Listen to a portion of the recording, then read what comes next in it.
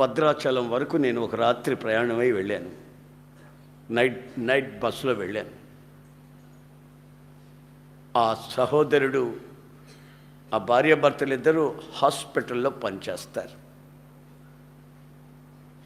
వాళ్ళ ఇంటికి వెళ్ళి పొద్దున్నే తలుపు తట్టాను. వాళ్ళు మెలకువతో ఉన్నారు, నేను వస్తాను తెలిసి. శుభ్రంగా ఒక గది అరేంజ్ చేశారు. అన్న ఇక్కడ ఉండండి, ఈ రాత్రి మీటింగ్ ఉంది, పగలు కాస్త రెస్ట్ తీసుకోండి, నైట్ జర్నీ చేసి వచ్చారు, నేను డ్యూటీకి వెళ్ళిపోతున్నాను, నాకు సెలవు ఇవ్వలేదు, ఈయన గారి మా అరేంజ్మెంట్లు చూస్తున్నాడు, మాకు ఇక్కడ ఎవరు లేరు, మరి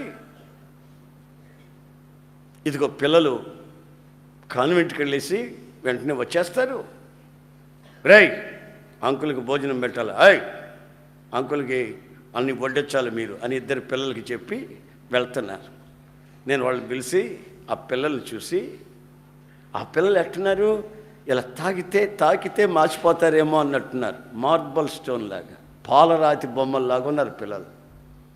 నేను వాళ్ళు పిలిచి, ఎంత చక్కటి బిడ్డలు ఇచ్చాడయ్యా దేవుడు మీకు, వాళ్ళు చూస్తేనే కడుపు నిండిపోతుంది అన్న కాసేపు ఉండండి, మీకు వాళ్ళ సంగతి తెలుస్తుంది అన్నారు. ఏంటమ్మా అలాగంటామని, అదే మేము వచ్చేసరికి మీకు వాళ్ళ సంగతి తెలుస్తుంది అన్నా, పాలరాతి బొమ్మలు ఇంక వాళ్ళ అందసందాలు మీకు తెలుస్తాయి లేనా అంటే వెళ్ళిపోయారు. సరే వాళ్ళు కాన్వెంట్కి వెళ్ళారు. నేను కూడా తలుపు జారు అట్ట వేసి గడి పెట్టుకుంటూ పడుకున్నాను. టిఫిన్ చేసి పడుకున్నాను. వాళ్ళు 10 గంటలకు వచ్చినట్టున్నారు, 11కి వచ్చినట్టున్నారు. 12కి వాళ్ళకి భోజనం పెట్టమని చెప్పినట్టున్నారు తల్లిదండ్రులు. ఆ లోపల ఏం చేసింది, ఆ పిల్ల బ్లేడ్ తీసుకొని వచ్చి నా గోళ్ళు కత్తిరిస్తుంది బ్లేడ్తో. ఆ గోర్లు కత్తిరించబోయి, నేను నిద్రపోతున్నా, గోర్లు కత్తిరించబోయి కాలు కోసిన, అన్న లేదు చూస్తే ఈ పిల్ల సైతాన్ పోవాడిగా అన్న. పొద్దున్నే అంత ముచ్చటగా కనబడిన పిల్ల, అంత అందంగా కనబడిన పిల్ల, సరే 2-3 గంటలైన తర్వాత అది చేసిన పనికి రక్తం వచ్చేసింది నా కాలుకి, బొట్టనెలకి. ఏం చేస్తున్నాను, గోర్లు కత్తిరిస్తున్నాను. లోపలికి వచ్చామంటే కీళ్ళని కొడతాను బాగా అని బయటకు వెళ్ళిపోయింది. మళ్ళీ ఇటు తిరిగి పడుకుంటే కింద నుంచి దబ్బణం తీసుకొని పొడిచాడు. కింద చూసే కుక్క ఏమో అని చూస్తే కుక్క కాదు, ఈడు దబ్బణం తీసుకొని పొడుస్తున్నాడు నన్ను ఈ మీద. ఇక జుట్టు పట్టుకుని కస లాగి తలుపు పెట్టి తలుపు గడి పెట్టుకున్న వాళ్ళు తల్లిదండ్రులు వచ్చేంత వరకు తలుపు తీలా. ఇక అన్నం కూడా నాకు అక్కర్లేదు బాబు, వీళ్ళిద్దరు పిల్లలు కాదు, వీళ్ళిద్దరు రాక్షసులు అంటున్నారు. ఎక్కడుందండి అందం, ఎక్కడుంది నాకు అర్థం కాదు.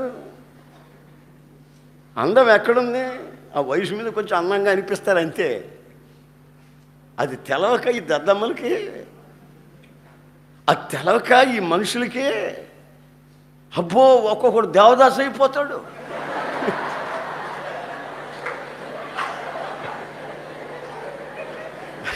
ఒక్కొక్కడు దేవదాసు, నువ్వు లేకపోతే బతుకేలేదు అంటాడు, నేను నా జీవితంలో పెళ్ళే చేసుకోవాలంటాడు. తెలివి తక్కువడు.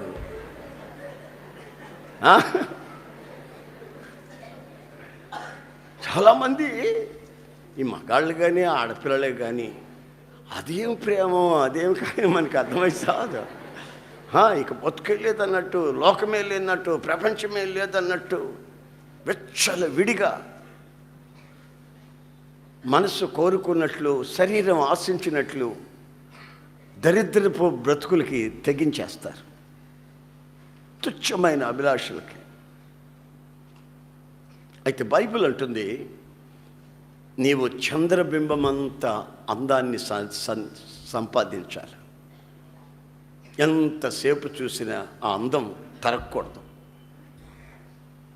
తరగకుండా ఉండాలంటే గుణం అనే అక్షయ అలంకారం నువ్వు పొంది ఉండాలి.